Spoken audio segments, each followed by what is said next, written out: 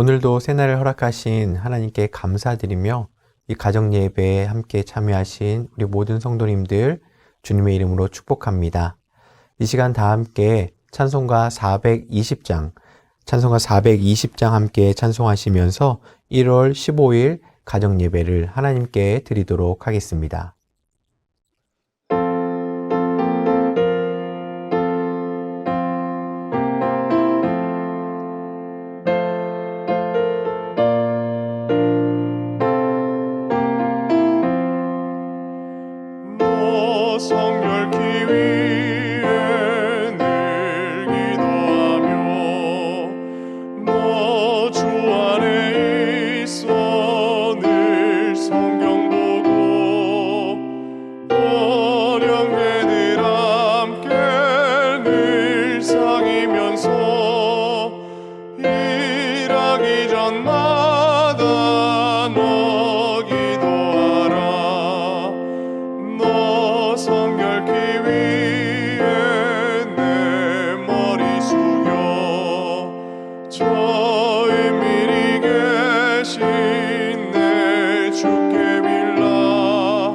조상이여 살면 주 닮으리니 널 버리리마다 주 생각하리. 너 성결케 위해 주 따라가고 일 다급하여도 당황치 말고 참 즐거울 때나 또 슬플 때나 너 주님만 믿고 늘 따라가라. 너 성결케 위해 늘 기도하며 내 소원을 주께 다 맡기어라. 너 성령을 받아 주 섬겨 살면 저 천국에 가서 더 잘 섬기리.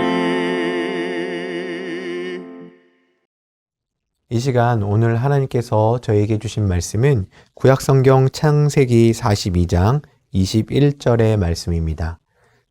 구약성경 창세기 42장 21절의 말씀을 우리 다 같이 한 목소리로 합독하도록 하겠습니다. 그들이 서로 말하되 우리가 아우의 일로 말미암아 범죄하였도다. 그가 우리에게 애걸할 때에 그 마음의 괴로움을 보고도 듣지 아니하였으므로 이 괴로움이 우리에게 임하도다. 아멘. 우리가 삶을 살아가면서 서로를 돌아보는 돌봄은 하나님의 창조의 섭니다 라고 할 수 있습니다. 하나님께서는 세상을 창조하신 이후에 각자의 유익을 위한 삶이 아니라 서로의 생명과 상황에 대한 돌봄을 명령하셨습니다. 이러한 돌봄이 이루어지기 위해서는 필요한 것이 참 많이 있겠지만 그 중에 하나가 바로 공감입니다.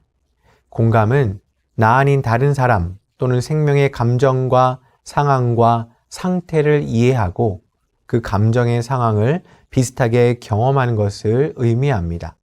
즉, 우리가 공감할 때 누군가의 기쁨에 함께 기뻐하고 축하할 수 있는 것이고 또 누군가가 아파할 때 함께 눈물 흘리고 애통할 수 있는 것입니다. 또한 누군가가 도움이 필요한 상황을 만났을 때 그에게 꼭 필요한 도움이 무엇인지를 바로 보고 도움을 줄 수가 있는 것입니다. 사랑하는 성도님들, 날마다 이러한 공감의 삶을 살아가고 계십니까? 믿는 우리들에게 있어서 공감은 단순히 감정의 경험을 넘어서 행동으로 이어져야 하는 것입니다. 이것이 곧 긍휼함의 삶입니다. 오늘 함께 읽은 말씀 속에서 우리는 긍휼의 삶을 살아가는 인물 요셉을 만날 수 있습니다. 우리가 잘 아는 것처럼 요셉은 사랑하는 가족인 형들로 인해 상상할 수 없는 아픔을 겪게 됩니다. 바로 애굽의 노예로 팔려버린 것입니다. 그 누구도 예상하지 못한 충동적이고 너무나도 끔찍한 사건이었지만 그로 인해 겪게 된 어려움의 시기는 결코 쉽지 않았다라는 것도 우리는 보게 됩니다.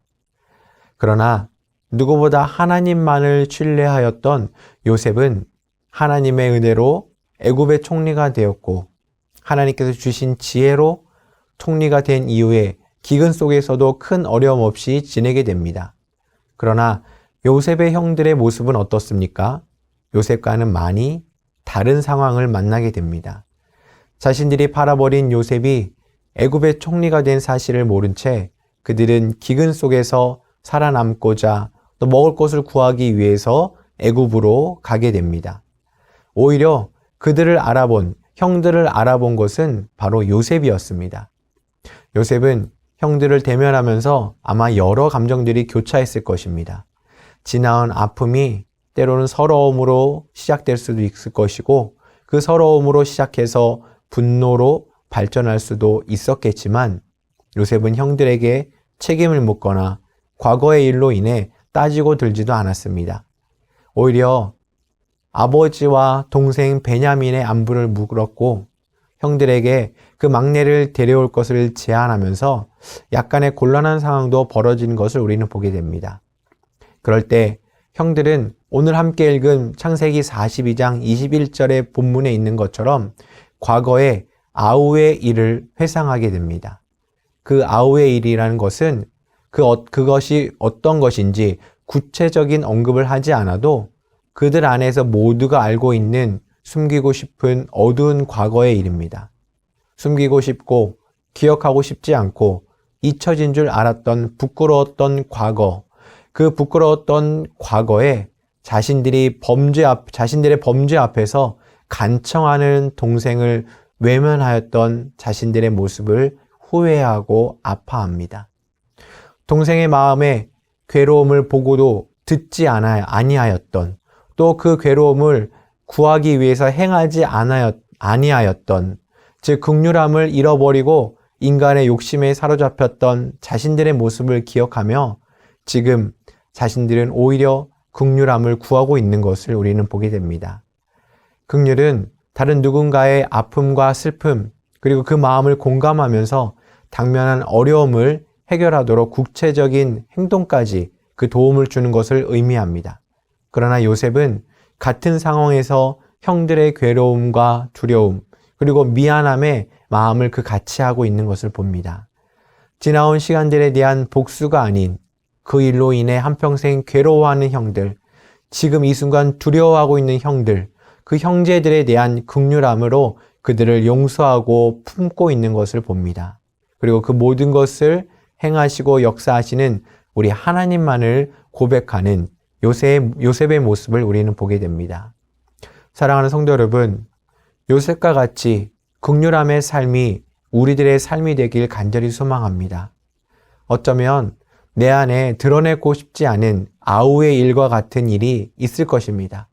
그렇지만 그로 인해 아파하고 괴로워하는 삶을 외면하고 두렵고 떨리기 때문에 숨어 지내는 것이 아니라 모든 상황 속에서 임재하시고 또 부족한 우리의 모습을 통해서라도 역사하시는 우리 하나님의 마음을 품고 긍휼의 삶을 살아가는 삶이 바로 우리 모두의 삶이 되시길 축복합니다.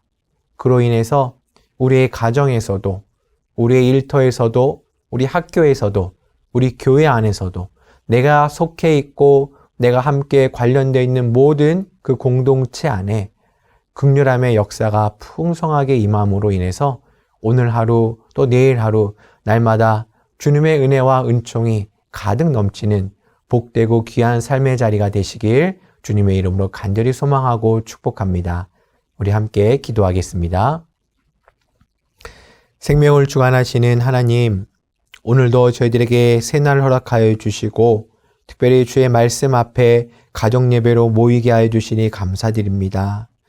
하나님, 요셉의 삶을 보면 도저히 감당할 수 없었던 삶의 모습임을 봅니다. 내가 그 자리에 있었다면 어떠했을까? 우리가 그 상황이었다면 어떠했을까? 라는 그런 놀라움의 모습들밖에 우리는 볼 수 없습니다.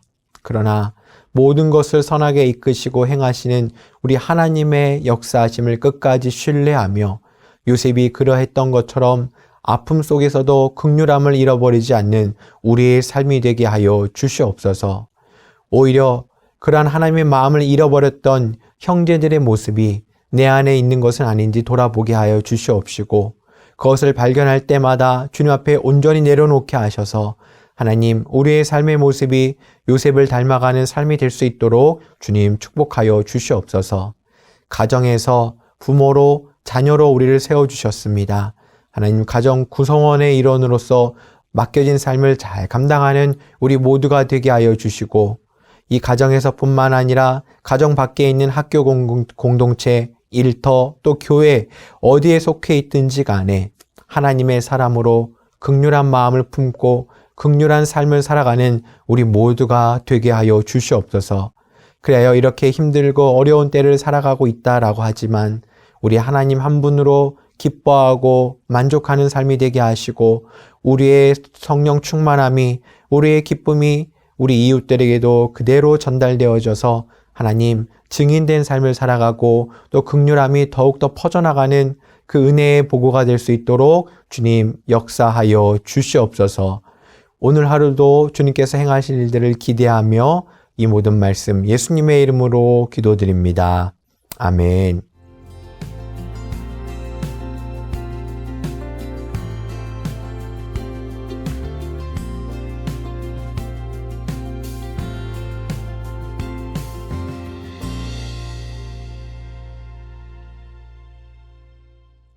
이제는 우리 구주 예수 그리스도의 은혜와 하나님의 무한하신 사랑과 성령님의 충만하심과 위로하심과 함께하심이 우리의 유익과 나의 감정이 아닌 하나님의 마음을 품고 아파하고 슬퍼하고 또 기뻐하는 자들을 외면하지 않으며 함께 그들과 마음을 나누고 또 함께 마음을 쏟으며 긍휼한 삶을 살기를 결단하고, 이 자리에 모여있는 우리 사랑하는 영락교회 모든 가정들마다 또 우리 영락교회 모든 성도님들의 삶의 자리마다 지금부터 영원까지 함께 하시길 간절히 축원하옵나이다. 아멘.